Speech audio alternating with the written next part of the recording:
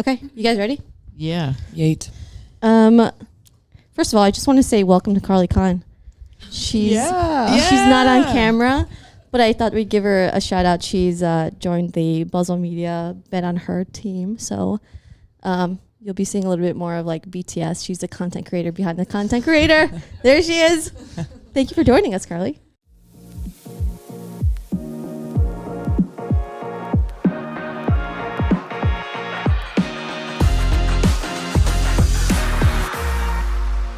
Welcome to another exciting episode of the Bet on Her podcast. Today we have the pleasure of hosting a remarkable guest who has left a mark on the world of beach volleyball and continues to inspire through her coaching journey. Join us as we sit down with Angie Akers, a former professional beach volleyball player whose talent and dedication led her to new heights in the sport. Welcome, Angie. Thank you so much for having me. The Angie Akers. Yes, this is I'm so excited. Hold on, which button is it? Wait, what? No, that's not it. That's scary. That's a scary one. Spooky. We need. That's the one. Yes. That's the one. Oh my gosh, we're so excited. Kelly's just low-key fangirling over here. To have I'm a big fan. We go way back. Yeah. I mean, you have quite a resume. You know, like you played on the AVP for so many years. You coached the Dutch national team, beach national team, and then you coached the A team during their Olympic gold medal. But most importantly, like we want to know like what's been going on with you most recently. Give it like what's new, how's your summer been, and like what are some big changes that are happening for you? Most recently, finding a place to live in Austin, Texas. It's been really exciting. As most of the volleyball world knows, the University of Texas has started a beach program, and Stein Metzger was hired as the head coach, and he hired me as his assistant coach. And so we've hit the ground running and doing a lot of work remotely from here in California. A lot of the recruiting takes place here. So trying to make little trips to Austin to find neighborhoods to live in, familiarize with the university and all that stuff. So it's a pretty steep learning curve, but it's been a lot of fun so far. Slightly stressful, just, leaving California and trying to find a new place to live and do all that stuff. But it's very exciting, and we're really looking forward to the journey. Are you prepared for the heat? I think I am. I much prefer to be warm than too cold. So. No, but that's like not warm. That is melting. Like you are, like your skin is just like peeling off of your body. I was there last weekend and it was like 106, felt like 112. And, you walk out and you're like, oh my God, I was just hit with a brick. But it's only, the summertime. It's fine. Yeah, you'll be recruiting in California probably, in the coming years and stuff. So. And I keep telling myself, I love hot yoga. So it's just going to be like being in hot yoga all the time. Always. Make sure you park your car in shade too. I learned that over there as well. Yeah. Burned myself real good.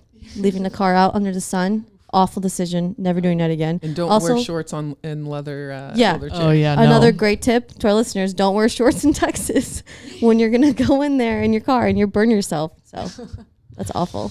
Well, I'm super happy for you, and even though I'm a USC alumni and we hate Texas, I'm Notre Dame and we hate SC. Oh, shots fired! Okay. Pew, pew. No, you know what? It's all respect. Go Bruins! Oh man. Well, so I kind of want to start kind of where I want to start is you as a player. So you played from 2002 to 2013. Kelly looked that up, and what was like? I guess I want to know like what are some differences you see now versus when you were playing? Because I know that was like a big the early 2000s. Like that was a big heyday for the AVP. Yeah, I would say though the biggest difference is there was no guidance. There weren't many coaches around at all, and only the really successful players who were doing well, who could afford a coach, had a coach. So a lot of it was just make your own way and plan your own training sessions and find, basically just find your own way. And I feel like I got very lucky from an early start with the people that I met. So right away, I met some great players on the men's side who were, Jeff Nygaard, John Hayden, John Sparrow. They were basically my practice partners for the first 6 months that I was on the beach playing.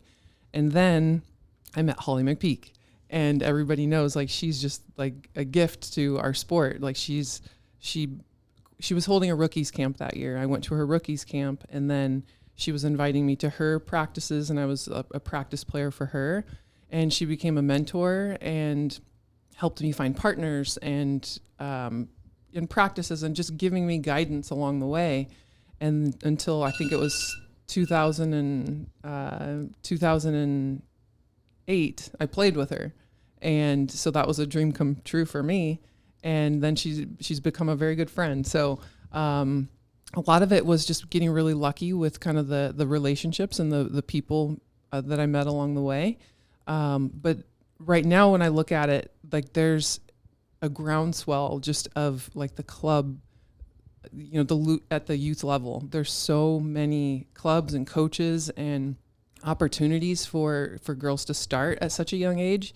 And I think the journey back then was you played indoor until you didn't want to play indoor anymore, and then you went and played on the beach. So we were much older, and I was a rookie at 25 years old, and now, these girls are 10 years old getting a head start, so in that regard, it's very different. They're just starting at such a younger age.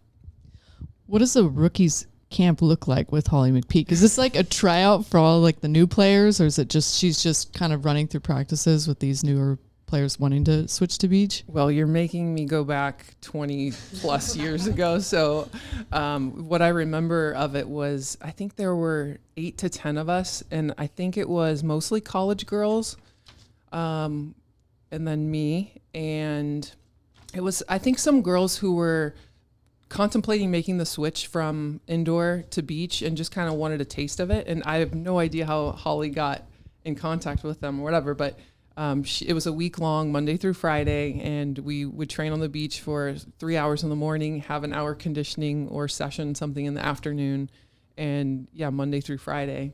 And I remember she introduced us to the Manhattan Beach sand hill, to the sand dune. Oh yeah, the infamous sand dune. Yeah, I don't know where that is.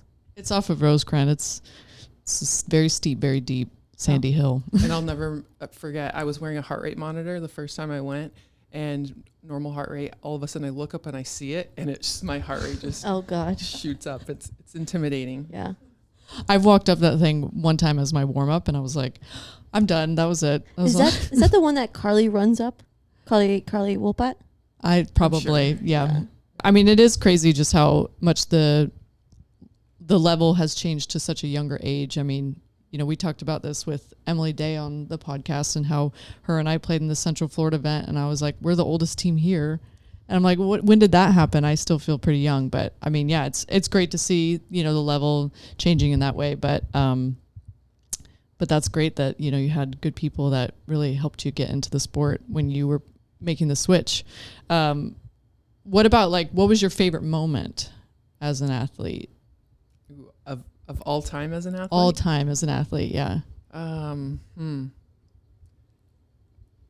Favorite moment. It's so hard to pick one, and there's just too many. Honestly, I'm one of those, I loved training. I loved the grind of it, and I loved just kind of being in the thick of it and being so busy and running from one thing to the next. I have such fond memories of all the preparation, all that sort of stuff. And then, obviously tournaments were so much fun. And then I can remember the low points as soon as the season would end, and be like, what do I do now? I don't know, feel lost. I think probably the high would be making my first final with Brooke Niles in Chicago. And in Chicago, I would say would have been my hometown event, because growing up in Indiana was the closest that we played there. And then Notre Dame is 90 minutes away. So a lot of the Notre Dame community, after graduation, a lot will go to Chicago. And so there's just a huge, community there as well. So that was probably the closest to a home tournament for me. So that was probably pretty special, and probably one of the high points for sure. That's awesome. I didn't know you and Brooke played together. That's cool. Yeah. I played with Brooke Niles once in a Norseca qualifier. Really? Yeah, she was my first professional partner, I guess. That's awesome. Brooke's a stud. It was short-lived. Really, I think we went 1-1, but it was super fun. Brooke was great. She introduced me to everyone, so a good mentor. And now she's at Florida State coaching. Yeah. Very cool. So now I want to transition into coaching and kind of when and how did you get into it? And like kind of how was that transition for you at first, switching from being a player to now a coach? Yeah. So my transition, if you had asked me while I was playing if I wanted to be a coach, I would have said no way, absolutely not.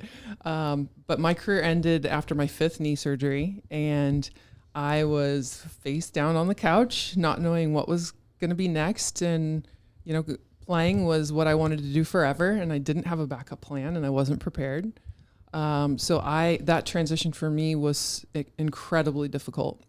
I was working for the World Series of Beach Volleyball, which was the Long Beach FIVB Grand Slam in 2014. This was right after my last surgery. And in working that, obviously the teams that were coming into play were people I had played against and, had friends on the tour. So I was out to dinner with 2 friends. One was a coach. He had been coaching for England when I was playing, but he was at that time coaching for the Dutch.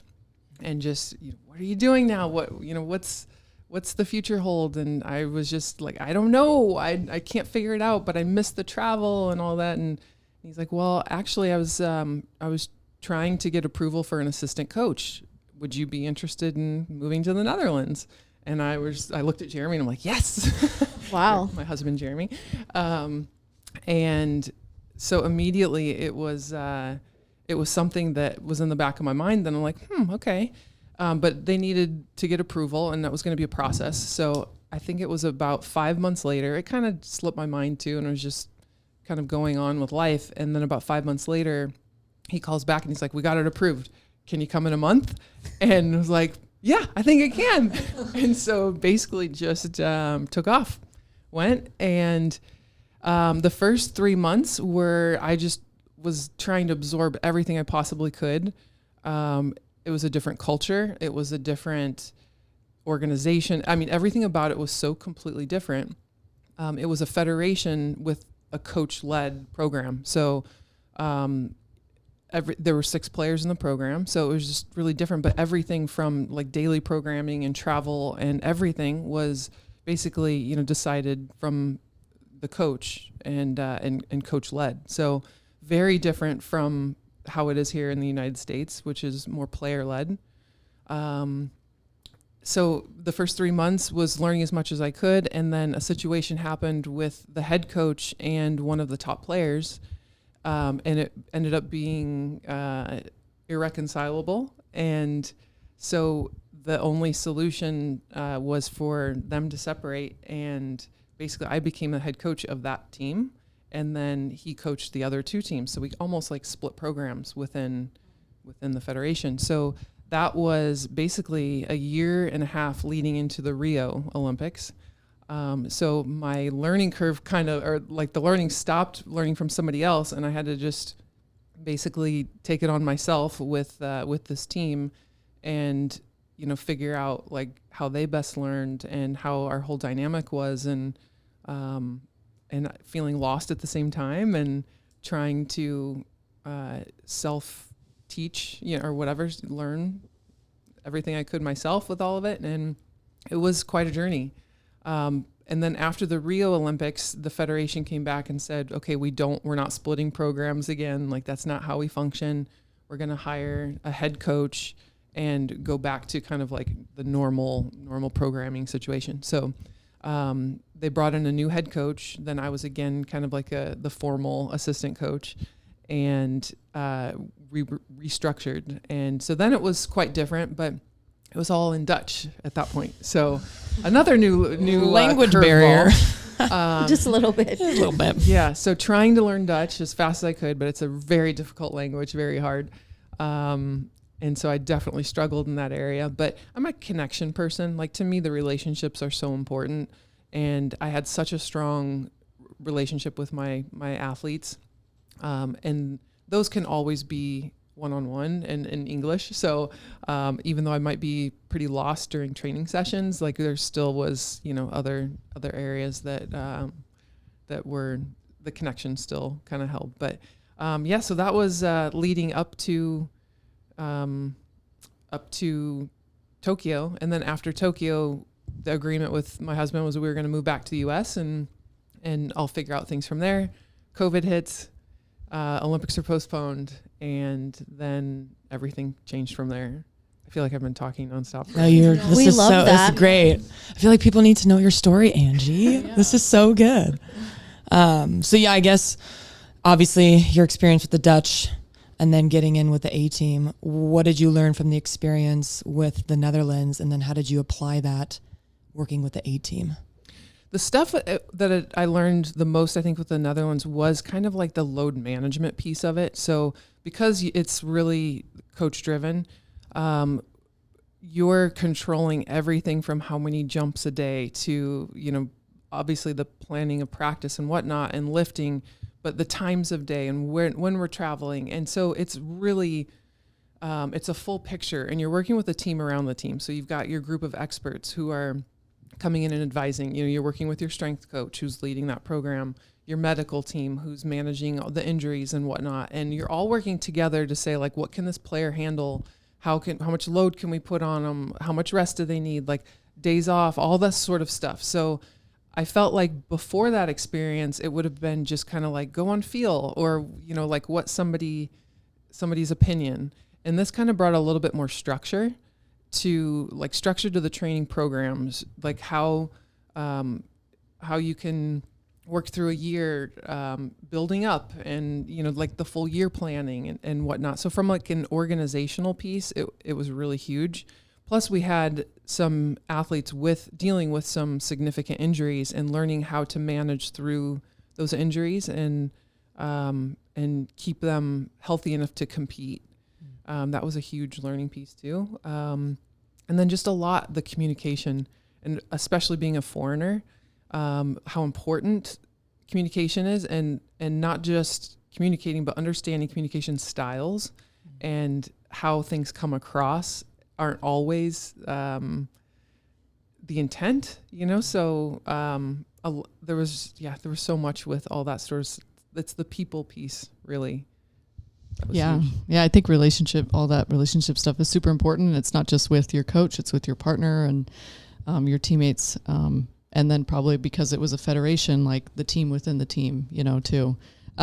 It's interesting also hearing about the load aspect, because my friend's boyfriend he's like a tennis coach. So he's not like the actual coach of the athlete, but he's the overarching coach of like, he's on the board of Whoop, and it's like they keep track of like her sleep and her diet and her training and like everything it's all super data driven, but it's a way for him to manage and tell her actual tennis coach, okay, you can push her today, or her weightlifting coach, like, okay, like you need to ease up, or like making sure that she's not seeing her data leading up to tournaments. So then she's not getting in her head like, oh, I didn't get good sleep, yada, yada. So I think it's really cool how I feel like now the United States is picking up on that as well and implementing it into their programs of how they train athletes and stuff. And it's going to help with like injury prevention and just longevity of careers and stuff. So that's really cool that you got to experience that over there.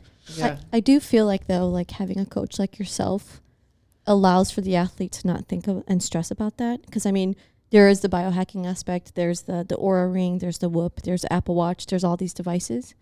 But you as a coach, you're thinking more about the athlete than the athlete having to think about, wait a minute, I've done these jumps and all of these things. I think that's added stress, but I think changing the mindset as well is very different from a coaching perspective. For sure. And you run in, athletes want to push, yeah. And to know that there's somebody looking after them, caring for, like, we're not just going to push beyond and make the injuries worse or whatever, kind of knowing like, okay, these are parameters. We're going to stay within this. And then even though you're feeling great, we're going to call it, because then you're going to feel awesome tomorrow and we'll come back and we'll do it again. And so, there's just like a progression with it. And I think, especially with the Dutch athletes, they felt really safe in that. That's important. Yeah. So I guess then tell us the story of how you linked up with the A team to start with. Yeah. So once the Olympics were postponed, then Jeremy's job immediately was like, you're moving back to the US, right? And so the first 2 years that I was with the Dutch, we actually were long distance. my contracts were 10 months long. And so for those 2 months, I'd come back to the US, and it was just not quite enough security to like for us to both move over there and like really start a life. So after that second season of a 10-month contract, I told him, I'm like, hey, I can't come back unless you can give me something long-term that's a little bit more secure. So they did. And then that's when Jeremy moved over with me. So, we were there together for 4 years, and then his work was really just patient and understanding with it. And he could do a lot of it from there, and there'd be quite a bit of travel, but we traveled a lot too. So it was manageable. But then COVID kind of changed everything. And so when the Olympics were postponed, he needed to be back, and we just weren't going to live apart again for another year. So I made the decision to say goodbye to my Dutchies, and it was really hard, and we were all, it was sad, because we had just had such a strong relationship. And it felt like we were so far in the journey. Like this was May of 2020, and the Olympics were supposed to be end of July. So, 2 months before the end point of that journey. But they completely understood. And I think it was about, I don't know, maybe a week later, I think Jen Kessie was facing a similar situation with her family. Like she needed to, her kids were enrolled in school, and her family was moving across the country. So it wasn't ideal for April and Alex to have a remote coach, basically. So we kind of started like a vetting process, and just kind of wanted to make sure that it would be a good fit and our values were aligned, and just kind of goals and all that stuff. Everything was in alignment, and went through that process, and then decided like, yeah, let's go for it. And you have a gold medal. Yeah. And she has a gold medal at the end. Yeah. No. I guess working with the A team, what were maybe 2 to 3 biggest takeaways you learned from that experience?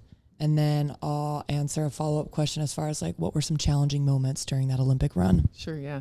Well, obviously there's such a high performing team. And for me, it was really scary, to take this on. And because I played against April for years, and, she mostly beat me. And so I'm like, and she's got 2 Olympic medals, and who am I, to come in here? But I think I addressed that with her at the beginning, and I'm really open,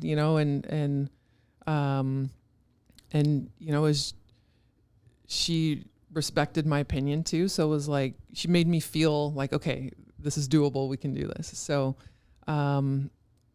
it was, because of COVID, and it was a long, slow process, because when I came back, it was still in lockdown here, and we could train, but like the beaches weren't fully open, and there was nothing really to train for. So we decided, we booked a trip to Brazil, and we did a 2-week training camp down there, which was awesome, because then, it was basically living in the same apartment and cooking together, and it helped us all get to know each other a little better down there. And then we went through that, and then basically the Christmas time hit, and then once 2021 rolled around, that was like Doha, and then it was like go time for the Olympic qualifying in Cancun with the bubble. The bubble, I was there in the country quota. Oh, really? That was tough, but we got to hang out a little bit in the bubble a little bit, but you guys were doing your thing. You guys were working. It's fun to watch. But all that stuff, it was so different from any year before, like the amount of testing, the COVID testing that you had to do, and mask wearing, and just all that stuff. And I mean, at one point we weren't even allowed to sit at the same table with another coach or another team or anyone. So if I didn't go to a meal with them, I had to sit by myself, which I'm fine with, but I mean, it was just so strange, like it was so different than years before, where it had been like way more social. And so, it was just strange times for sure.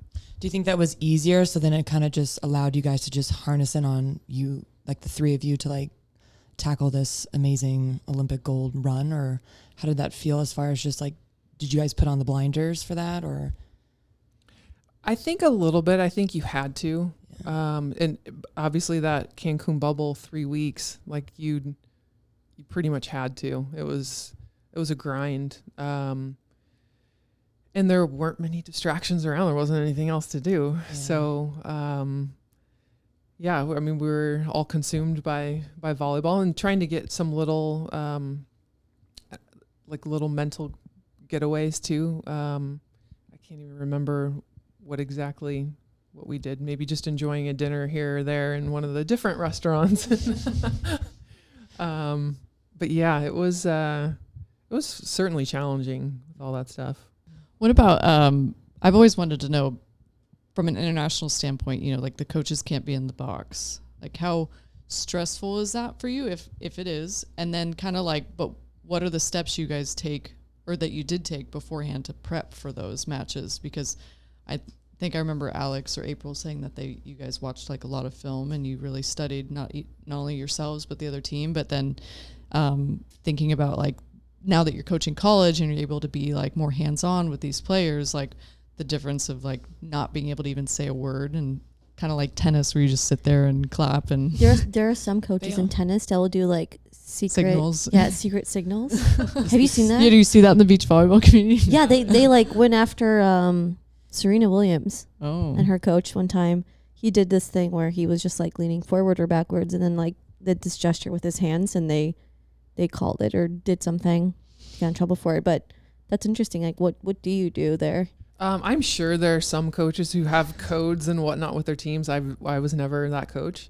And that's all I ever knew with coaching. Like we, even in the Netherlands for like domestic events, we didn't coach in the box or anything like that. So it was all about preparation ahead of time, preparation and practice. And then plan A, plan B, how are we going to make your adjustments, and making the players feel like they're autonomous, right? Like they're empowered to make decisions for themselves. And that's what part of the game, like that's what you got to do. So for me, it was like, that was all my nervous stuff. Like once we ended warm up, then it was like, okay, they're on their own. Like now it's their job, you know? And so a lot of it too was just trying to figure them out, make sure that they're in their best space. So do they need quiet? Do they need seriousness? Do they need jokes? Do they need, you know, and every player is really different with that. So, you know, one of my Dutch players, we'd have crazy peppers, you know, like smashing balls at each other and like goof around, where the other one was like, wanted to be super serious and don't talk to her. And, you know, April and Alex were pretty serious too. So just kind of knowing your players too, and giving them what they need so that they can feel that the coach isn't a distraction. Like that's the last thing I want to be, is a distraction for my players. So, you know, just trying to be aware of that and get to know them. And we had such a short, you know, like a year of weird situation. It's a 4-year process that, you know, I basically stepped into year 5 with them. So for me, I kind of felt like I was a bit on eggshells because I just didn't want to screw anything up for them. So I was pretty hands off for the most part, and just, let them be themselves, and then tried to help where I could. Yeah, that's good. I mean, it sounds like you have a really good read on athletes, and I think that's important of a good quality coach, you know, of what they need in certain moments. I think it's like emotional awareness as well with your athletes. I don't think I've ever heard that from a coach, of being like, emotionally invested, sure, but also aware of their emotions and how they're feeling, and then gauging when to step in and step away. And I think that has a little bit to do with being a female also. Well, wouldn't you know? Being in touch with our emotions. Well, that was something too with the Dutch that we talked about a lot. And I remember the first time I kind of brought it up a little bit with April and Alex, and they were kind of like, whoa. I think they didn't want to go there. So it was, and I feel like it does take time. Like it takes time you have to invest in the relationship, and you have to trust each other, and it's gotta, those feelings have to be there. And that's why I love coaching, because of the relationship and how you can help somebody figure out how they can be their best. And you're going through so much, right? Like you're feeling all these real emotions, and it's not just about, I don't know. It's not just about spiking a ball. There's so much more to it. And that's, I think, the fun part. Yeah, the physicality of it. I think, yeah, I mean, the talent is there. You know, they're obviously very talented and skilled at what they do. I think just having a coach sort of like guide you. Because remember when you had your, who was it? What's his name again? The psychologist? Dr. Justin Blake. Yeah. Yeah. Like, I think it's like sort of the same thing. I think. Yeah, like he'll just like do check-ins, or if he's at a tournament, he'll be like, hey, how's it going? You need anything from me? And like maybe sometimes I do or I don't, or you can tell that I'm kind of like, after a tough loss, he'll be like, just come find me whenever you need me. So it's nice to have that space. The coach is like literally all of the above. And then the fact that you're also an athlete yourself, you know, I think that that's really helpful. Very insightful. Yeah. I'd like to mic you up to figure out what you're saying. Yeah. Kelly, I've been in the box with Kelly before. Yeah, Angie's a great coach. I mean, she's super even-keeled and she gives good advice, and she definitely cares about the athlete first, which is something that like I admire and something that I like to do with when I coach my kids as well. But I feel like that's such an important piece, especially now, especially at the collegiate level too.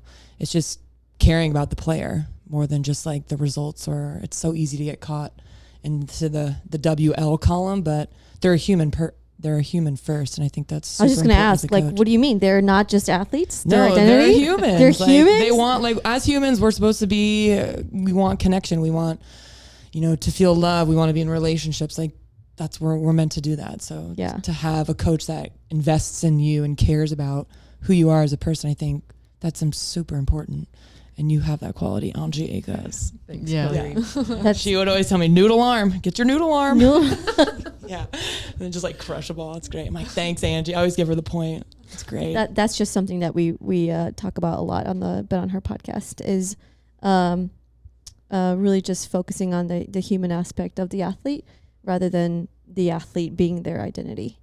It's so important, and I think it's where I got caught up as a player, is that I didn't know who I was outside of playing and working hard and like just grinding, and then the experience of when it's all done and finished, now what and who am I and what do I do? That was real and in my face and hard. Yeah, for sure. Did you have a coach that you had that as a player that really like you felt like you could have that relationship with, or like that player coach dynamic?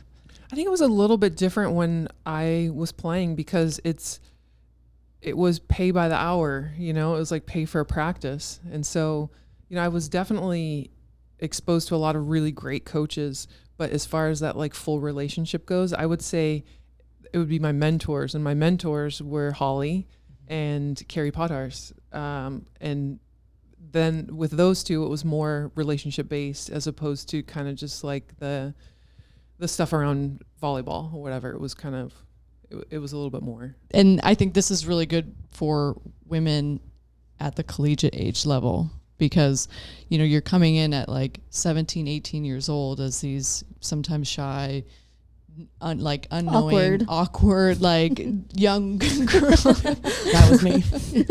And, you know, and it's like great to have someone like you who can help turn these young girls into like confident young women. And so I kind of want to like take a dive into the collegiate space now, and kind of like, where do you see the future of beach volleyball headed? Well, it's so incredibly bright, but what you just described is what I strive to do, because I, you know, as an 18-year-old, if you ask some of my teammates back at Notre Dame, they're like, she didn't talk, she didn't say a word. Like, I was that shy, just insecure, you know, little girl basically out there. And it took a long time to like feel confident, like speaking at all. So I've come a long way. Words are hard. But when I see these young girls, I'm like, oh, that was me. I can see it. And, you know, I just want to let them know, like, be you, and you don't have to try and be somebody who you're not. And like, everything about you is something special, and that's awesome. And we don't all have to be the same. Like, thank God, you know, like, we don't all have to pass the same. We don't have to set the same. Like, and that's the beauty of our sport too, is that there's so many different ways to do all this stuff. and it can reflect your personality too, like your creativity and all that sort of stuff. So, like for me, it's way more holistic than it is just kind of like X's and O's and whatnot. But the game is so incredibly exciting right now. Like Kelly and I just came off the beach watching 15-year-olds, and they're insane. They're so good. The talent level is so high. There's some 12-year-olds out there too that like the level is just, it blows my mind every time I go out there and watch, because I'm like, I can't believe like they're playing at this level, doing the things, the complexity that they're playing at. It's really exciting, and I think it's just going to keep getting better and better, and the future of USA beach volleyball for the women is extremely bright. But I mean, you've also paved the way for that as well. So we want to applaud you as well for doing that and providing that insight for everybody else and that knowledge. You know, if it weren't for people like you, I mean, many others might not be in the same position, you know, in terms of being an athlete and such. Oh, that's very sweet of you. If I could inspire anyone, I would love more women in coaching. And right now, when you look at the collegiate space, there's so much opportunity. And like when I was a player, I never thought of it as something I wanted to do. And, you know, maybe it's, I don't know why that was. And I feel like there's a lot of girls out there who kind of see it the same.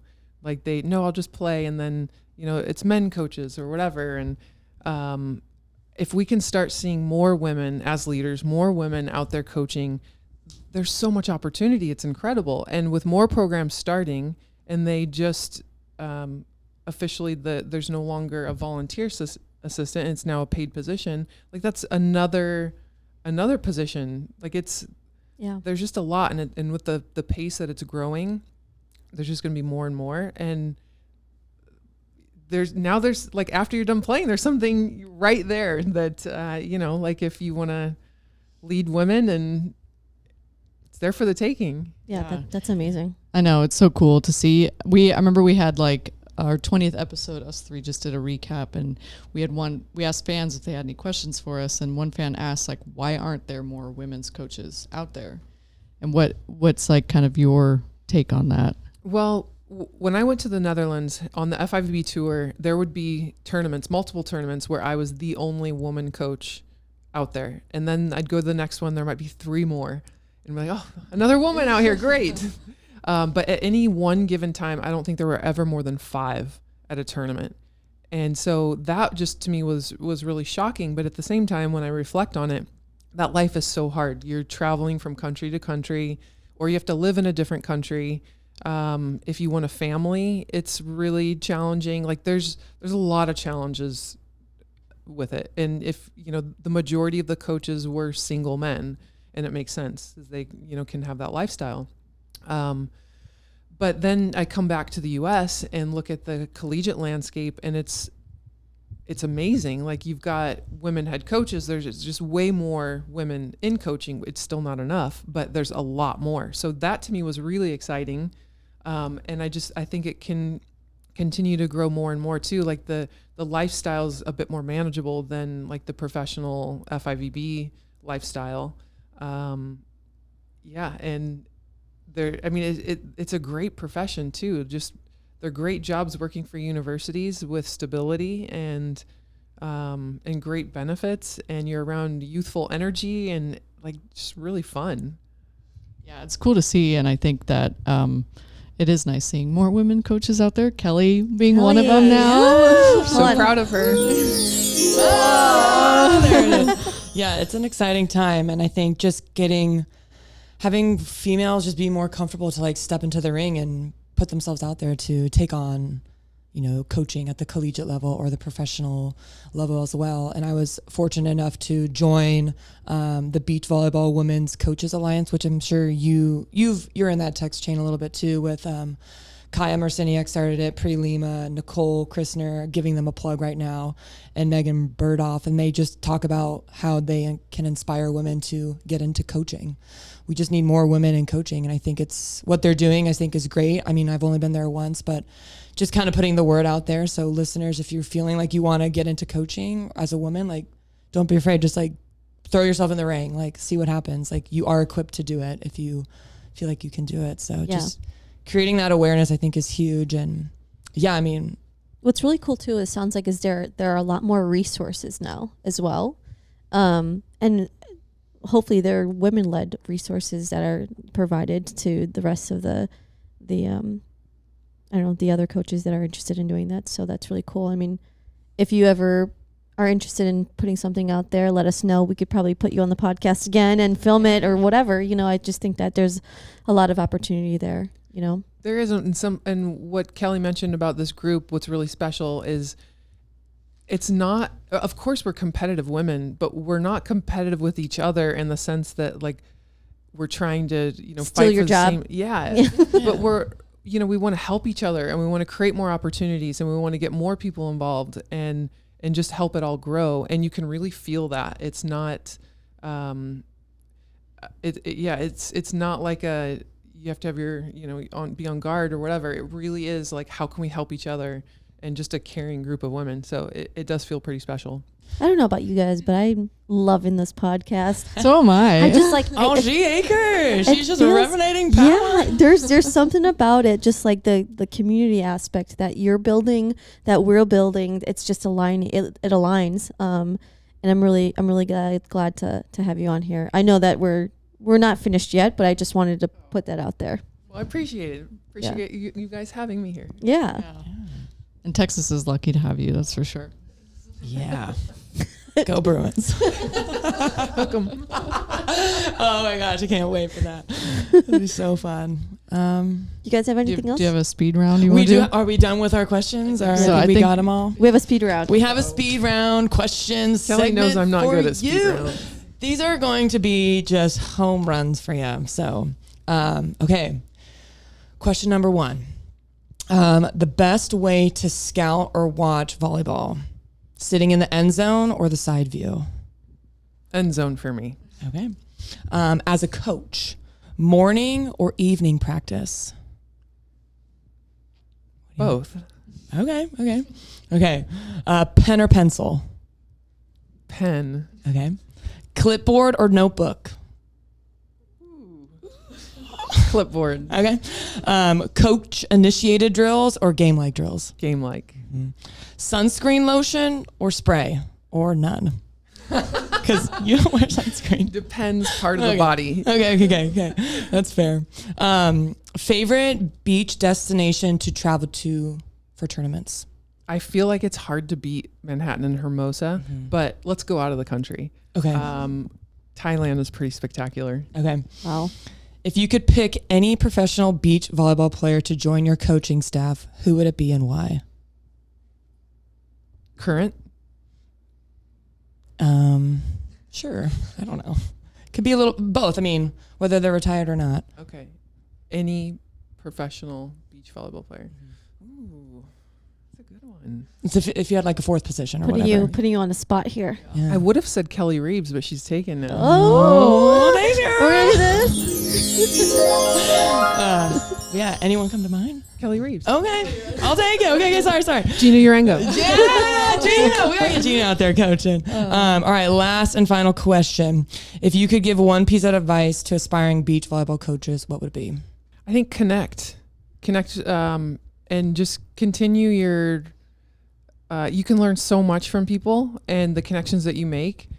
If you put yourself in a silo, then all you know is what you know, and there's so much that we can learn from each other, and it's through connection, right? So connect. I have one more that I want to add. What about one piece of advice for young athletes wanting to get recruited? Ooh. Yeah. This is good takeaway for any young listeners right now. Okay. Young athletes wanting to be recruited. I'll kind of stay away from like the process stuff of like the items they need to do. I would say a lot of it too is showing that you're a great learner. So putting yourself out there, trying some new things, being a great partner. You know, like a lot of people don't know how much we look at body language and how you communicate and treat the people you're on the court with or your coaches and all that sort of stuff. Like that's a big deal. So I think being aware of your behavior and know that yeah, you're making an impression one way or another. And what do you want that impression to be? That's a good takeaway. That's a good one. Yeah. Good answer. Good answer. Good answer. Snaps for Angie Akers. That's a loud snap. Oh, sorry. That was a good snap. Okay, cool. I'm just saying it was good. Cool. And obviously the last question here is, how do you take a bet on yourself, or how have you taken a bet on yourself? Well, I would say this entire journey of beach volleyball for me has been taking a bet on myself, because I was 25 years old. I was working at Lehman Brothers in San Francisco sitting in an office, working in finance, quite boring for me. And my college roommate calls me up and says, "Hey, do you want to try playing beach volleyball?" And I said, "Give me about 2 seconds to think about that." "Yes, I do." And so basically moved from San Francisco down to Southern California and said, "This is happening. I'm doing this." And yeah, took a bet that I was going to create a new life, I guess. Yeah. So that was, I would say, that was the start of this entire life of beach volleyball. And I will say my life motto is, if it doesn't scare me, then it's probably not the right thing. So any decision that I make, I have to feel that sort of like, is it scary? It's not like, it's doable, but it's scary. So then that's kind of my gut check that like, yeah, I need to do this. I need to put myself out there for it. And stretch myself in different ways. Yeah, being uncomfortable, putting yourself in uncomfortable situations to help you grow, and having that learner's mindset, I think, as well. For sure. Anything else? No, that was great. Angie Akers. Guys, I'm so proud of you guys. So good. Thank you. And I can imagine for you guys too, like this was probably scary for you. And yes, it was we for me. talk about this Yeah. with Kels. Yeah. I mean, it's scary, but like you said, just kind of jump into the deep end and go explore and see what you are capable of doing. And we are equipped to do hard things, and just believing in yourself that you can. And I mean, I'm on a podcast with 3-4 incredible women. We've had some amazing guests on here. I'm learning a ton. And yeah, just You're filling your notebook up. my notebook's almost full. I'm gonna have to get a new one. So it's been jump into the deep end. Yes. awesome. Yeah. We're all in it together. Exactly. Thank you for being here. Yes. Thanks for having me. Angie Akers. I'm gonna literally end on that. And cut. Good job, everybody.